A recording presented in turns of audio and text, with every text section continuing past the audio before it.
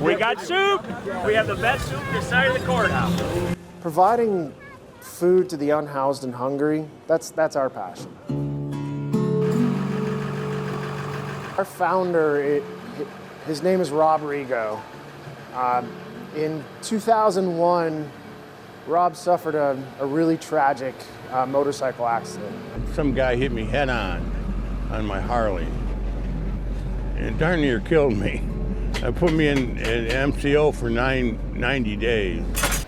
And he shouldn't have survived, and he did.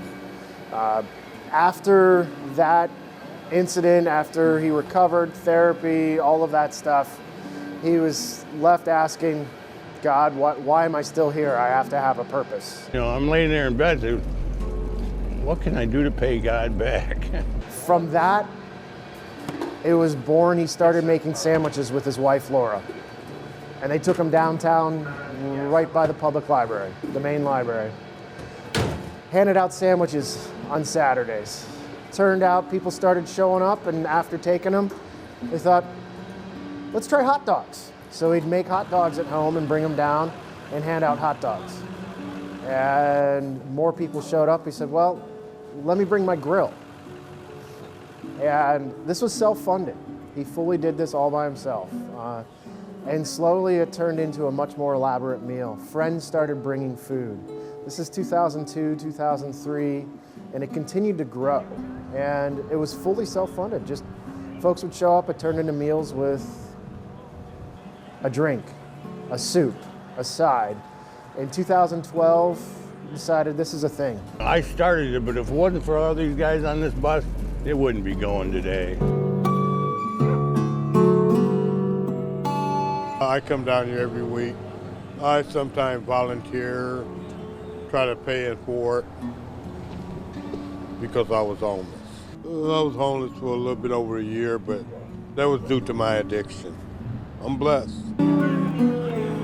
I get paid through God. To do God's work. I sympathize for anybody that is homeless. The struggle of the weather, if the weather's bad. I do a lot of fellowship down here. It's a nice feeling coming down here. Pitching in to help someone. I get what I need and what I don't need, I don't get. The blessings of helping people and making them feel good about what they do and what they can come and get. No more turning away, for example. Just everybody's equal under God's ways, just like the disciples did back when they were on earth. Makes you feel good in your heart to help people.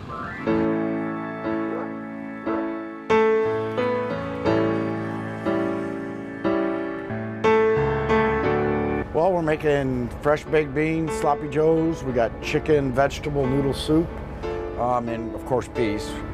We make everything fresh every Saturday from scratch. We try to do a wholesome meal, protein, vegetables, some kind of starch, and then we got bread and desserts outside. There is a need. Weekly we serve anywhere between 125 and 300 meals. More importantly, fellowship and friendship to folks who desperately need it.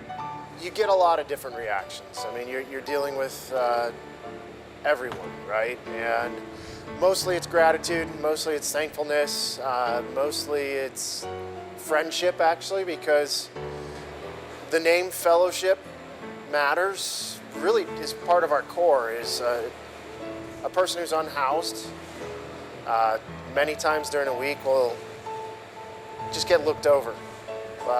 Somebody will walk by. We could very well be the only person that talks to them that week. A lot of our adult volunteers started because their kids needed service hours, and the families never leave. My son needed 10 hours of community service for St. John's his freshman year, and I come down and talk to Rob, and I said, hey, if we come 10 Saturdays, will you fill out my paperwork, my son's paperwork? He said, yeah. Well, that was 14 years ago. Like a lot of the regulars, I got involved because my kid needed service hours. My kids have graduated and moved on long ago, and I keep coming. So I keep coming because, it is a really important service, and I think we're providing a lot for the community, and we're really needed more than ever. And I enjoy coming here. Down here, I earned the nickname of Doc. I get more than I give. I get more than I ever give. One of the greatest things we ever got out of doing this was we had a gentleman come down and tell us, hey, he just walked up and said, hey, thanks, man. I want to thank you guys for saving my life. We're like, okay, how'd we do that? And then he told the story. He was coming down and he stopped here because he's seen all the people having a good time and eating and talking and fellowshipping. And he stayed. He was on his way to the high level to commit suicide. He said, but we gave him hope because we actually treated him like a human being and talked to him, and he had such a good time, we gave him some hope, and he kept on going. But yeah, that's why we do it, for guys like that. We're not trying to solve all the world's problems, we're just trying to take care of one person every day, make a difference.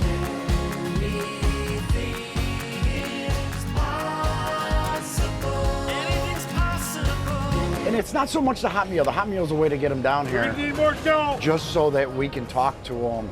And we don't preach at nobody. We just talk. We say hi, how are you, how's your day? We learn their names, we learn their stories.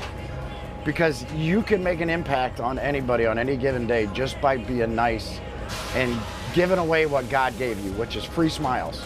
Just smile at somebody, make their day better. Remember, if you don't like the soup, I'll give you double what you paid me. Hey, that works. Yes, ma'am. I've been homeless before. I had an apartment, and I kind of got stuck up with a lot of the wrong crowds, so that kind of brought me back down here. Well, family issues and like certain things like that nature.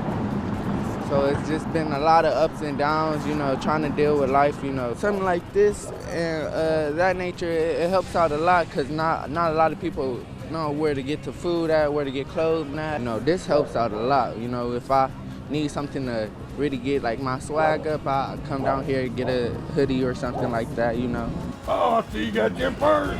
I did. I got 2 of them. Yeah, I got one for old lady. Right there. I like it. That was pretty. We're in an imperfect world. No matter where you are and what it is, need will always be there. We're called to step up and do what others can't.